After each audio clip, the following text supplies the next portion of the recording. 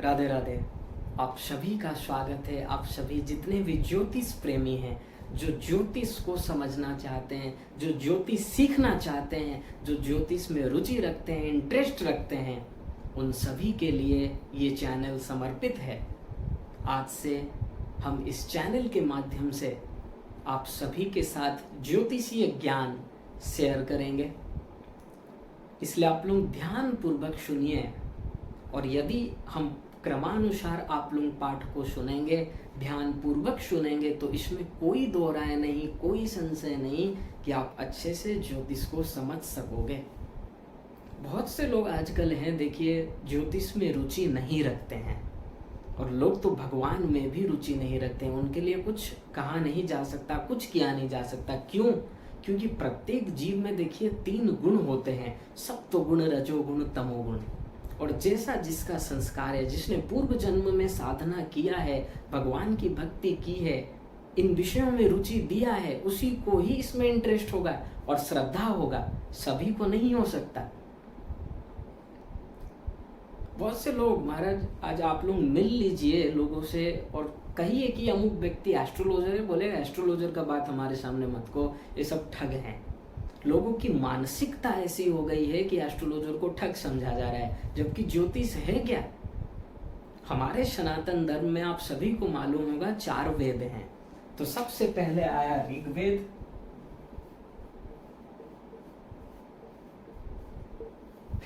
फिर आया यजुर्वेद,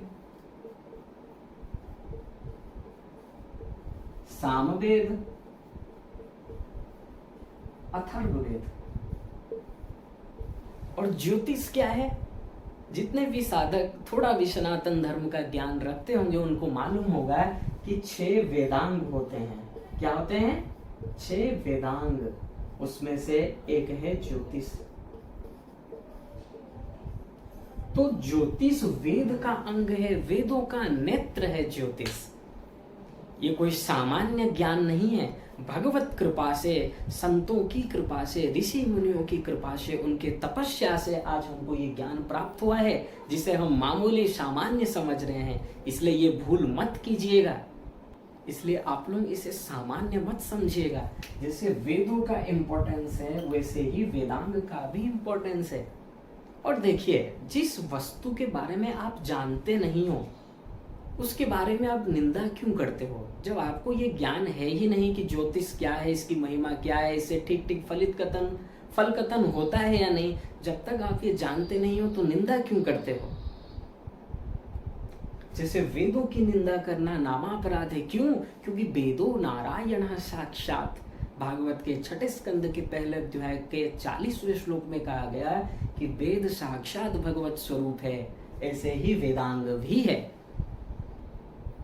अरे आज भी आप लोग देख लीजिए, हमारे यहाँ जो आयुर्वेद पहले से बताए गए हैं वेद में, उसके अनुसार यदि आज आप चिकित्सा करेंगे, ट्रीटमेंट करेंगे, तो आप ठीक हो जाएंगे।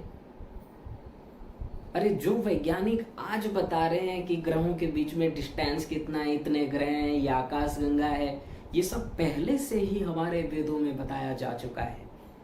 वेद के बिना किसी को कुछ भी ज्ञान हो ही नहीं सकता।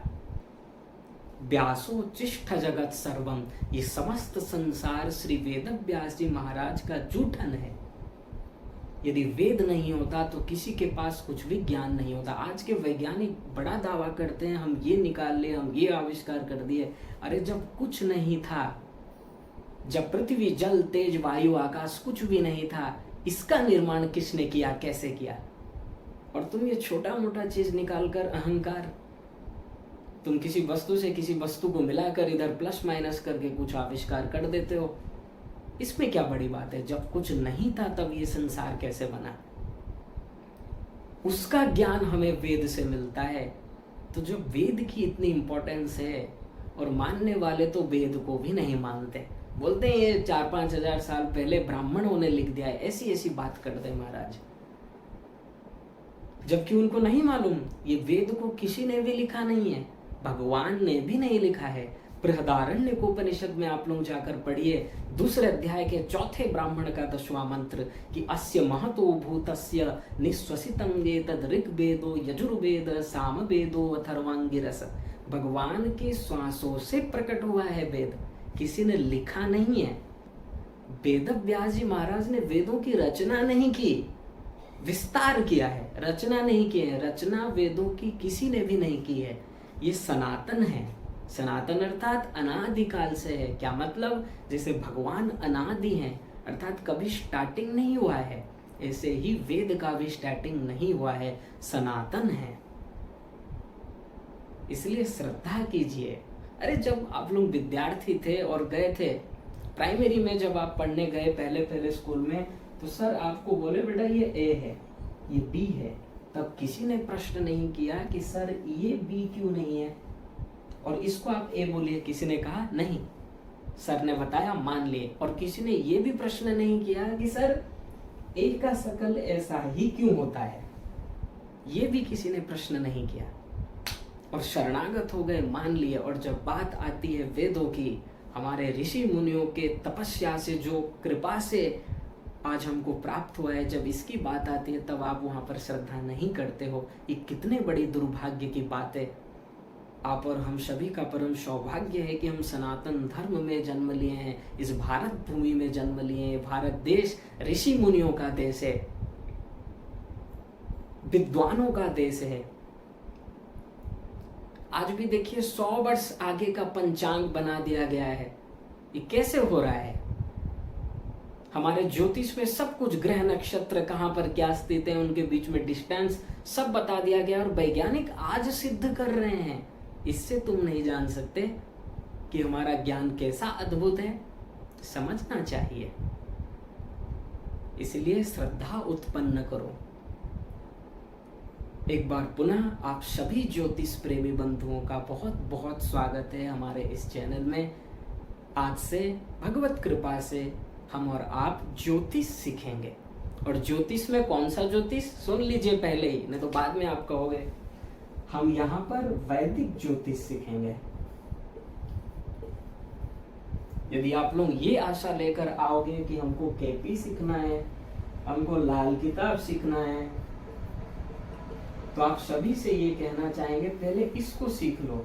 और जब तुम इसको सीख जाओगे तब कुछ भी जानना शेष नहीं रहेगा। जब हम वैदिक ज्योतिष को अच्छे से समझ जाएंगे तो अच्छे से फल कथन करने में समर्थ हो जाएंगे।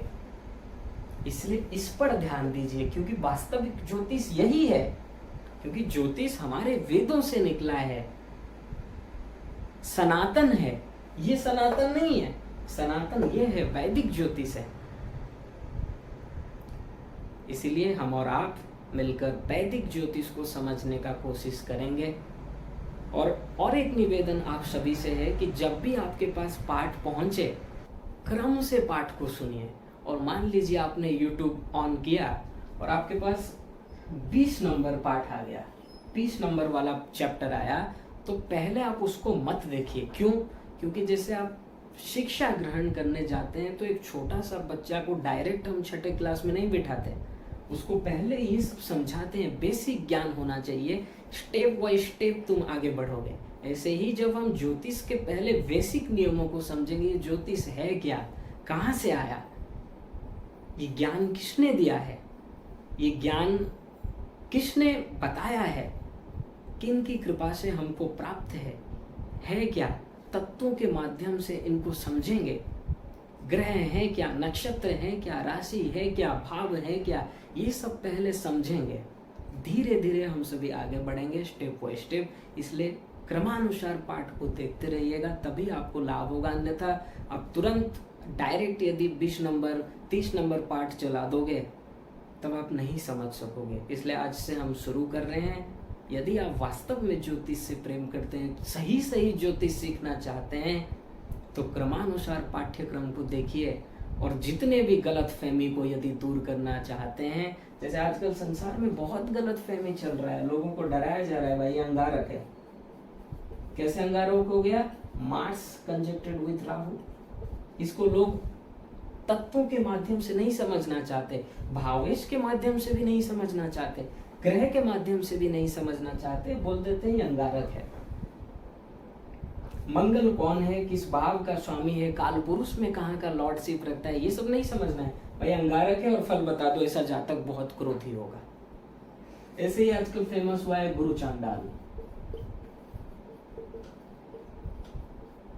ऐसे ही लोगों को डराया जा रहा है केमतरूम। तो ये सबसे हमको दूर रहना है, हमको सही सही ज्योतिष सीखना है। और भगवत कृपा से जो भी हमको प्रसाद मिला है, ज्योतिष में ज्ञान मिला है, वो सभी आपके साथ शेयर करेंगे। आप लोग धीरे धीरे पाठ्यक्रम को देखते रहिए, सीरियल वाइज क्रम वाइज पाठ को देखिए। और यदि आप इंटरेस्ट रखते हैं, क्योंकि बिना इंटरेस्ट के आप सुनेंगे ही नहीं, किसी भी विषय में सक्सेस पाने के लिए आपको इंटरेस्ट होना चाहिए। और यदि आपको इंटरेस्ट है ज्योतिष में और आप अच्छे से सीखना चाहते हैं, तो स्वागत है आप सभी का हमारे इस चैनल में, जहां हम आपके साथ शेयर करेंगे वैदिक ज्योतिष के नियम, वैदिक ज्योतिष के सिद्धांत। यदि आप क्रमानुसार पाठ को सुनते रहे, लिख कर रख लीजिए कि आप अच्छे से ज्योतिष सीखने में समर्थ होंगे। और ये सब जो गलत फहमियां फैलाई जा रही है, लोगों को डराया जा रहा है इधर उधर के दोष बताकर, ये सब से आप मुक्त रहेंगे।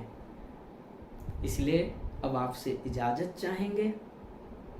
अगले पाठ में हम वहीं पर चलेंगे जहां मैत्रेय मुनि पराशर ऋषि से प्रश्न कर रहे हैं।